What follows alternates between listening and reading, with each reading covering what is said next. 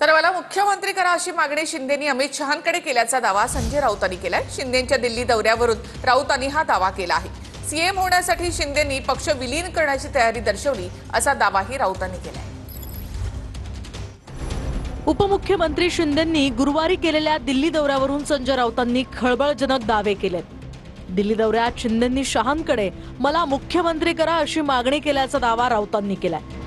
स्वतः मुख्यमंत्री होण्यासाठी शिंदेंनी निवडणुकीनंतर सुद्धा आणि आताही पक्ष भाजपात विलीन करण्याची तयारी दर्शवल्याचा हा मोठा दावा राऊतांनी केलाय।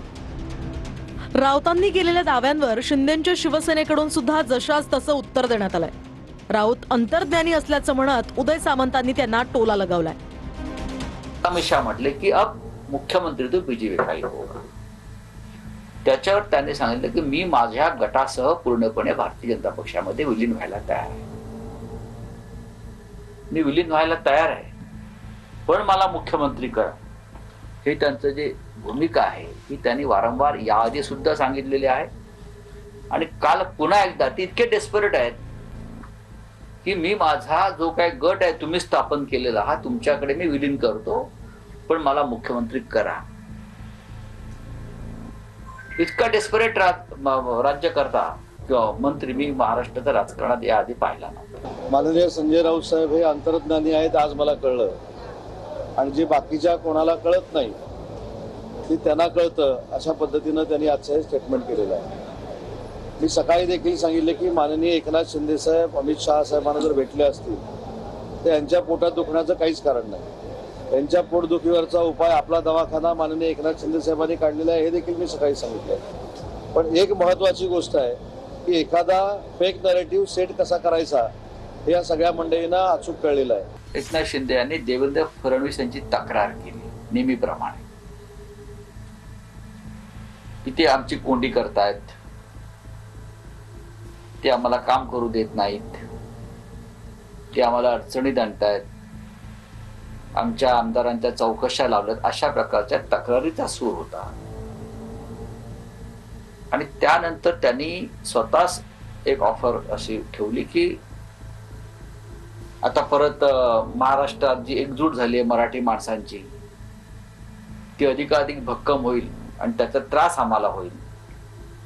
काही करून ही एकजूट जी होते त्याच्यामध्ये आपल्याला लक्ष घालावं लागेल तुम्हाला, आणि हे मराठी माणसाची एकजूट कशी तोडता येईल, ती तुटली नाही तर राजकीय दृष्ट्या आपल्याला फार मोठं नुकसान होईल, याच्यावर दोघांनी चर्चा केली। याच्यावरती अमित शहानी विचारलं फिर शिंदे जी क्या आपके मन में क्या है, तेव्हा शिंदेजी म्हणाले की मला मुख्यमंत्री करणं हा त्याच्यावरचा उपाय।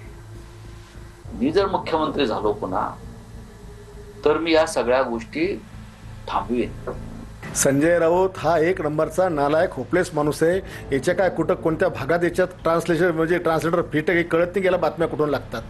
अरे एवढा मोठा स्वतःचा पक्ष आहे, तो पक्ष वाढायकरता जीवाचं रान करून आमचे मुख्य एकनाथ शिंदे साहेब फिरतात, ते संघटना वाढवून राहिलेत, पक्ष नोंदणी वाढवून राहिलेत, बैठका घेतात, हे काय पक्ष विलीन करण्याकरता करतात हे का?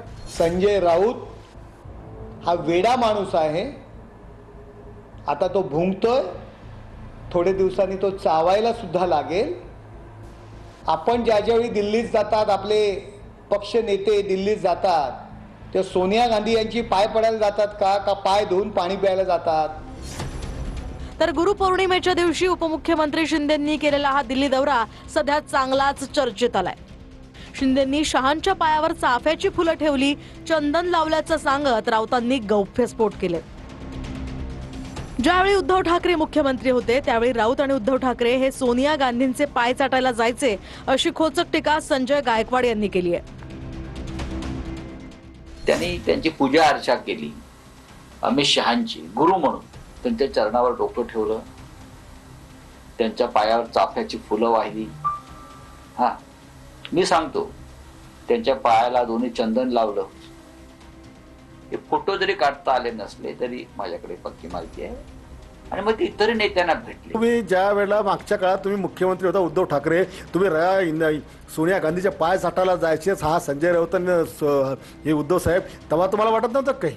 संजय राऊत हा एक वाह्यात वायफळ बडबड करणारा मनुष्य आहे। त्याच्याकडे एवढं लक्ष द्यायचं की कारण नाही. त्यांना गुरुशी काही देणं घेणं नाही आणि शिष्यत्वाशी देणं घेणं नाही. दरम्यान शिवसेना पक्ष आणि चिन्हावरील सुनावणी संदर्भात उपमुख्यमंत्री शिंदेंनी हा दौरा केल्याची माहिती सूत्रांनी दिली आहे. दिल्ली दौऱ्यात शिंदेंनी वकिलांची भेट घेतल्याचंही सूत्रांकडून कळत आहे. दरम्यान शिवसेना पक्ष आणि चिन्हावरील सुनावणी संदर्भात शिंदेंचा हा दिल्ली दौरा असल्याचं सूत्रांनी म्हटलंय. दिल्ली दौऱ्यात शिंदेंनी वकील आणि अमित शहांची भेट घेतल्याची माहिती आहे.